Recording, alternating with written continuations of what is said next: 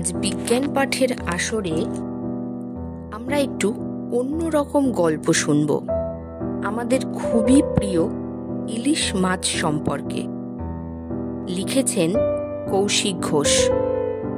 গল্পটির নাম রূপে গুণে অনন্যা। আসুন তাহলে শুনে নিই। অনেকদিন পর রবিবারের বাজারে গীতাদির মাছের দোকানে দেখা মিত্তিরবাবুর সঙ্গে। অনিন্দ সুন্দর মিত্র, শৌখিন এবং খাদ্যরসিক। অন্তত রবিবারের বাজারে তার ভেটকি, ইলিশ বা গলদা চাই। সেই মিত্তিরবাবুকে কাটাপোনা কিনতে দেখে বেশ অবাকই হলাম। জিজ্ঞাসা করতে বললেন, আর ভাই, ওসব কি আর খাওয়ার জো আছে? মিত্তিরবাবু প্রতিষ্ঠিত ইঞ্জিনিয়ার, কনস্ট্রাকশন ফার্ম আছে, অন্তত গোটা চারেক প্রজেক্ট তো সবসময়ই চলে। অতএব দামের জন্য তো পিছপা হবার লোক নন। কৌতূহল চাপতে না পেরে বললাম, আগে দিদি আমাদের মাছগুলো আঁশ ছাড়িয়ে কেটে প্রস্তুত করুক, আমরা ততক্ষণে একটু চা খেয়ে নিই চলুন। বাঙালির চায়ের সাথে আড্ডাটা চিরকালই ভালো জমে। চায়ের কাপ হাতে সমস্যাটা জানতে চাইতেই বললেন, ইদানিং ব্লাড প্রেশার এবং রক্তে কোলেস্টেরল দুটোই বেড়েছে, তাই ডাক্তারবাবু বড় মাছ, মাংস, বেশি তেল মশলাযুক্ত খাবার খেতে বারণ করেছেন। তাই অগত্যা ভেটকি, ইলিশ ছেড়ে মাঝারি সাইজের কাটাপোনা। অবাক হয়ে বললাম, আরে তার জন্য আপনার ইলিশের সাথে বৈরিতা কেন? কেন মানে? বলেন কি? আরে ডাক্তারবাবু তো আপনাকে ইলিশ খেতে বারণ করেননি। না, তা করেননি, তবে ইলিশে তো প্রচুর তেল। ওহ, এই কথা, শুনুন তাহলে। জলের রানী ইলিশ কিন্তু শুধু রূপ, রং আর স্বাদ গন্ধেই সেরা নয়, অসামান্য পুষ্টিগুণেও ভরপুর। মানে ওই কিছুটা রূপে লক্ষ্মী, গুণে সরস্বতী টাইপের আর কি। দেখুন, মাছের প্রোটিন যে গুণমানে সর্বসেরা সেটা তো নিশ্চয়ই বলে দিতে হবে না। অন্য মাছের মতোই ইলিশ মাছও মায়োফাইব্রিলার প্রোটিনে সমৃদ্ধ। এই মায়োফাইব্রিলার প্রোটিনের আধিক্যের কারণেই মাছ অত্যন্ত সহজপাচ্য এবং এই প্রোটিন থেকে উৎপন্ন হওয়া অ্যামিনো অ্যাসিডগুলি আমাদের অপরিহার্য অ্যামিনো অ্যাসিডের চাহিদা অনেকটাই মেটায়। আর প্রোটিনের মাত্রা, বাজারের আর কোনো মাছেই এত বেশি মাত্রায় প্রোটিন পাবেন না। টাটকা পোনা মাছে যেখানে মেরে কেটে 16% প্রোটিন থাকে, সেখানে ইলিশ মাছে প্রোটিনের মাত্রা প্রকারভেদে 18 থেকে 24%। আর তেল মানে ফ্যাট, আরে শুধু স্বাদগন্ধ নয়, ইলিশের অপরিসীম পুষ্টিমূল্যের রহস্যটাও ওইখানে। এমনিতেও বাজারের অন্য সমস্ত মাছের তুলনায় ইলিশের ফ্যাটের মাত্রাও বেশ বেশি। সাধারণত স্বাদু জলের মাছে আমরা মাত্র 1 থেকে 3% ফ্যাট পাই। কই, ট্যাংরা বা পার্শে হলে সেটা বড়জোর 5 থেকে 8%। তাই ওইসব মাছে অত্যাবশ্যকীয় ফ্যাটি অ্যাসিডের পরিমাণও কম। আর সেখানে জলের রানী ইলিশে ফ্যাটের পরিমাণ 18 থেকে 22%। অবশ্য রাজা ইলিশে এই পরিমাণ একটু কম হতেও পারে। সে কি মশাই, আবার রাজা রানীর মধ্যে পার্থক্য আছে নাকি? আছে। ডিম ছাড়ার আগে রানী ইলিশের স্বাদ আর পুষ্টিমূল্য দুটোই সর্বোত্তম। তবে হ্যাঁ, রাজা বা রানী যাই হোক, ইলিশের অসাধারণ আস্বাদ আর ঘ্রাণ মূলত তার ফ্যাটে থাকা কিছু মনো এবং পলি unsaturated fatty acid, oleic, linoleic, linolenic, arachidonic, eicosapentaenoic এবং ডোকোসা হেক্সানোইক অ্যাসিড এবং তার এস্টারের জন্যই। এর মধ্যে আবার ওমেগা 3 জাতীয় ইকোসা পেন্টানোইক ইপিএ এবং ডোকোসা হেক্সানোইক ডিএইচ জাতীয় ফ্যাটি অ্যাসিড তো মহার্ঘ।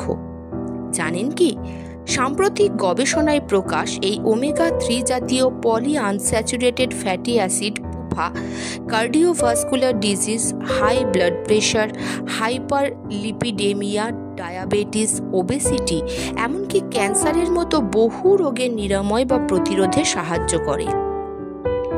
এই ইপিএ আর ডিএইচে আমাদের হৃৎপিণ্ডকে সুস্থ রাখে। আমাদের রক্তে কোলেস্টেরলের এইচডিএল এর মাত্রা বাড়াতে আর খারাপ কোলেস্টেরল এলডিএল আর ভিএলডিএল এর মাত্রা কমাতে এদের জুড়ি মেলা ভার। তাই ইলিশ কিন্তু আমাদের হৃদয়েরও বন্ধু।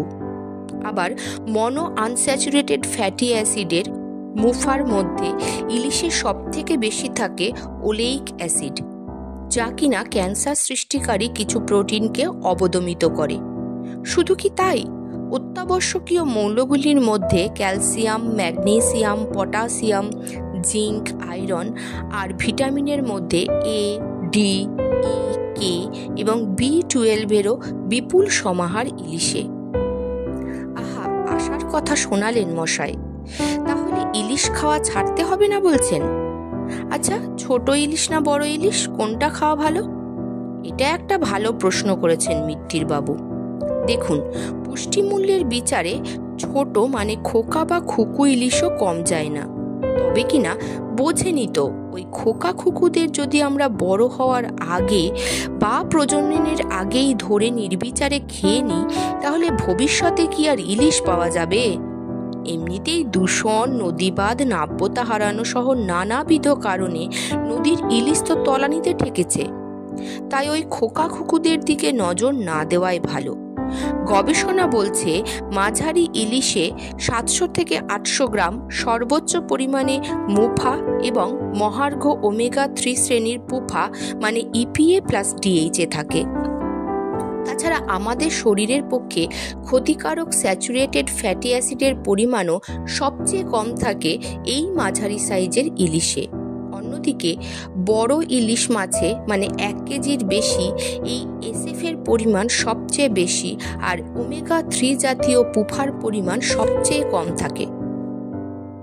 শুধু তাই নয়, অতি প্রয়োজনীয় অ্যামিনো অ্যাসিডগুলোর মধ্যেও এই মাঝারি সাইজের ইলিশের প্রোটিনে একমাত্র লাইসিন ছাড়া অন্য 3টি amino acid methionine, arginine, tryptophan বড় ইলিশে প্রায় সমপরিমাণে বা বেশি থাকে।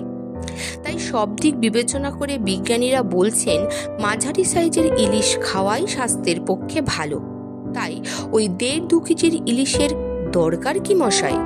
মাঝারি ইলিশে শরীরও ভালো থাকলো আর পকেটও বাঁচলো। কি বলেন? তাজা বলেছেন। আচ্ছা, নদীর আর সাগরের ইলিশের মধ্যে স্বাদের এরকম পার্থক্য হয় কেন বলুন তো?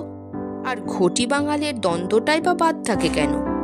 গঙ্গা আর পদ্মার ইলিশের ব্যাপারটা একটু বলুন দেখি। শুনুন তবে। নদী আর সাগরের মধ্যে নদীর যে ইলিশ পরিযানের সময়ে ডিম পাড়ার জন্য সাগর থেকে নদীতে আসে, তার স্বাদ গন্ধই সেরা। মূলত নদীর জলে এসে কিছু এসএফএ এবং মুফার পুফাতে পরিবর্তিত হওয়ার কারণেই এরা এরকম অনন্য স্বাদের অধিকারী হয়। তাহলে আপনার স্বাদের ইলিশের স্বাদের রহস্যটা বুঝলেন তো? তবে দুঃখের কথা কি জানেন, গঙ্গার ইলিশের গঙ্গা প্রাপ্তি আমরা প্রায় ঘটিয়েই ফেলেছি। শুধু পরিমাণ নয়, স্বাদের ব্যাপারেও ওপার বাংলার পদ্মার ইলিশ গঙ্গার মানে হুগলি নদীর ইলিশকে বলে বলে 10 গোল দেবে। জিনতত্ত্বগত বিচার বিশ্লেষণ করে বিজ্ঞানীরা মনে করছেন যে এই পদ্মার ইলিশ হয়তোবা কোনো বিশেষ সাব পপুলেশন, যারা রসনা তৃপ্তিতে সবার আগে। তবে নদীর জল ও জলাভূমি সংরক্ষণের ব্যাপারে এখনো সচেতন না হলে গঙ্গার ইলিশ কিন্তু অদূর ভবিষ্যতে ইতিহাসে ঠাঁই পাবে। আরে ছি ছি, এসব অলক্ষণের কথা বলবেন না মশাই। বেঁচে থাকুক আমাদের ইলিশ আর বেঁচে থাকুক আমাদের আবেগ। আজ তাহলে 700 গ্রামের ইলিশটাই নিয়ে যাই, বুঝলেন? আচ্ছা, ঝাল না ভাপা কোনটা চলবে বলুন তো? আবার একটা মোক্ষম প্রশ্ন করেছেন। আসলে ইলিশে ওই পুফার পরিমাণ বেশি থাকায় উচ্চ তাপমাত্রায় আবার তা ওই এসএফএতেই পরিণত হতে পারে। তখন কিন্তু হিতে বিপরীত ব্যাপারটা, তখন কিন্তু আর মোটেই হৃদয়গাহী থাকবে না, পরন্তু হৃদয় বিদারকও হতে পারে। বুঝলেন কিছু? বিলক্ষণ। তার মানে তখন আর ওই এসএফএ হার্টের পক্ষে ভালো নয়, তাই তো? ঠিক তাই। তাই ইলিশ কিন্তু কড়া করে তেলে ছেঁকে না খেয়ে বরং ইলিশ ভাপা বা পাতুরি, যা কিনা না ভেজে কম তাপমাত্রায় রাঁধা যায়, তা খাওয়াই ভালো। এই দেখুন, গল্প করতে করতে ঘড়ির কাঁটা যে সকাল 10টা ছুঁই ছুঁই। তাড়াতাড়ি বাজারটা নিয়ে যায়, না হলে আর রান্না হবে কি করে। বাড়ি ফেরার পর গিন্নি সব শুনে বললেন, যাক, তোমার জন্যই মিত্তির বাবুর ইলিশের সঙ্গে মিত্রতাটা রয়ে গেল। নমস্কার।